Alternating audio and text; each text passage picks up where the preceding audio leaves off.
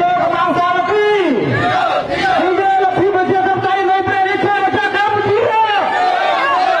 មកខេត្តកំពតជាកម្លាំងកម្លាំងជាតិខេត្តកំពតជាកម្លាំងសាមគ្គីជាប្រជាប្រដ្ឋខ្មែរប្រទេសមានរងឯកហើយជាកម្លាំងកម្លាំងជាតិជាកម្លាំងសាមគ្គី